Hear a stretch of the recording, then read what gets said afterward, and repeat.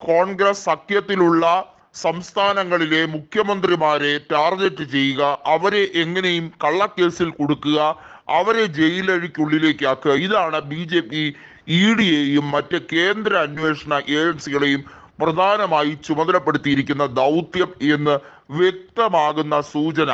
അത് ആദ്യമായിട്ടൊന്നുമല്ല, പല സ്ഥലങ്ങളിൽ പല മേഖലകളിൽ കൃത്യമായി കണ്ടതാണ്. ജാർഖണ്ഡിലും അതുപോലെ തന്നെ ഡൽഹിയിലും ഇപ്പോഴിതാ കർണാടകത്തിലും അത് ത്വരിതപ്പെടുത്താൻ തന്നെയാണ് BJP-യുടെ ശ്രമം. വാൽമീകി കോർപ്പറേഷനിൽ അഴിമതി നടന്നതുമായി ബന്ധപ്പെട്ട കാര്യത്തിൽ മുഖ്യമന്ത്രി സിദ്ധരാമയ്യയ്ക്ക് പങ്കുണ്ട് എന്ന് പറഞ്ഞുകൊണ്ട് ED വലിയ രീതിയിൽ ചോദ്യം ചെയ്യൽ നടത്തി.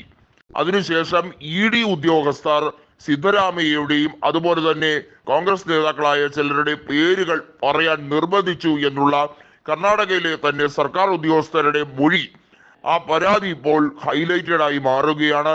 സിദ്ധരാമയ്യക്കെതിരെ ഒരു നെഗറ്റീവ് ഇമേജ് ഉണ്ടാക്കാൻ വേണ്ടിയും അവിടെ സിദ്ധരാമയ്യയെ രാജിവെപ്പിക്കാനും അവിടെ കോൺഗ്രസ് സർക്കാരിനെ തകിടം മറിക്കാനും എന്തെങ്കിലുമൊക്കെ ശ്രമം നടത്താൻ കഴിയുമോ എന്ന രാഷ്ട്രീയ ലക്ഷ്യവുമായി BJP അവരുടെ തരം താഴ്ന്ന രാഷ്ട്രീയ കളികൾ തുടരുന്നു എന്നുള്ളത് വളരെ വ്യക്തം.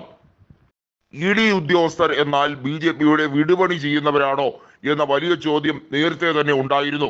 BJP നേതൃത്വത്തിന് വേണ്ടി ഏതറ്റം വരെയും പോകാൻ തയ്യാറായി ചില ഉദ്യോഗസ്ഥർ ED-യിൽ ഉണ്ട്. ഇപ്പോൾ ഇതാ ഉന്നതാധികാര സമിതി ഉൾപ്പെടെയുള്ള കാര്യങ്ങൾ വരുമ്പോൾ അതിനകത്ത് പ്രതിപക്ഷ നേതാവ് കൂടി അംഗമാകുന്നു എന്നുള്ളതാണ് ഈ ലോക്സഭയ്ക്ക് ശേഷമുള്ള ഏറ്റവും വലിയ പ്രത്യേകത. അതായത് നരേന്ദ്രമോദി അധ്യക്ഷനാകുന്ന സമിതിയിൽ പ്രതിപക്ഷ നേതാവിന് സ്ഥാനമുണ്ട്. ED അപ്പോയിന്റ് ചെയ്യുന്ന ഉൾപ്പെടെയുള്ള മറ്റ് കേന്ദ്ര അന്വേഷണ ഏജൻസിയിലെ ഡയറക്ടർമാരെ അപ്പോയിന്റ് ചെയ്യുന്ന ഉൾപ്പെടെയുള്ള കാര്യങ്ങളിൽ രാഹുൽ ഗാന്ധിക്കും തീരുമാനമെടുക്കാൻ കഴിയുന്ന സാഹചര്യത്തിലേക്ക് കാര്യങ്ങൾ എത്തിച്ചു ഇന്ത്യൻ ജനാധിപത്യം. ഇന്ത്യൻ ജനാധിപത്യത്തിന്റെ ഏറ്റവും മഹനീയമായ കാര്യമായി അതിനെ കരുതാനും കഴിയും. ഇത്തരത്തിലുള്ള രാഷ്ട്രീയ കുബുദ്ധി അതിന് വില പോകില്ല എന്ന് നരേന്ദ്രമോദിക്ക് മനസ്സിലാകുമ്പോഴാണ് അങ്ങനെ ഒരു പുതിയ അപ്പോയിന്റ്മെന്റ്, അത്തരത്തിലൊരു പുതിയ സമിതിയുടെ കാര്യക്ഷമത അത് പാരമ്യത്തിലേക്ക് എത്തും മുമ്പേ BJP-ക്ക് തങ്ങളാൽ കഴിയുന്ന പരമാവധി രാഷ്ട്രീയ നീക്കങ്ങൾ നടത്തുക എന്നുള്ളത്.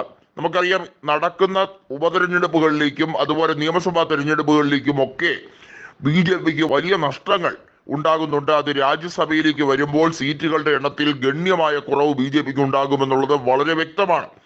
അങ്ങനെ സംഭവിക്കുമ്പോൾ ഉണ്ടാകുന്ന ഭവിഷ്യത്തിനെ എങ്ങനെ തരണം ചെയ്യാം, അതിന് സർക്കാരുകളെ അട്ടിമറിക്കാൻ മാത്രമേ സാധിക്കുകയുള്ളൂ എന്ന ചിന്തയാണ് BJP നേതൃത്വത്തിനുള്ളത്.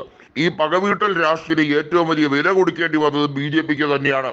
അതുകൊണ്ടാണ് BJP-ക്ക് കേവല ഭൂരിപക്ഷം നഷ്ടപ്പെട്ടത്.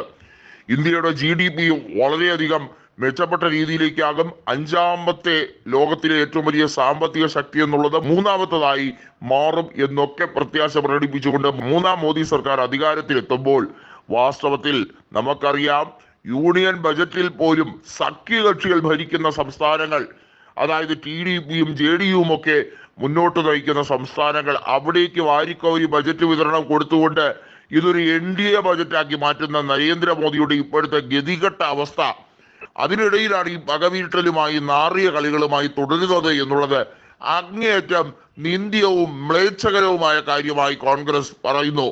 ഇനി മുഖ്യമന്ത്രിമാരെ തൊട്ടാൽ BJP-ക്ക് ഉണ്ടാകാൻ പോകുന്ന ഭവിഷ്യത്ത് എന്താണെന്ന് നിങ്ങൾ കാത്തിരുന്ന് കണ്ടോളൂ എന്ന് രാഹുൽ ഗാന്ധി വെറുതെയല്ല പറയുന്നത്.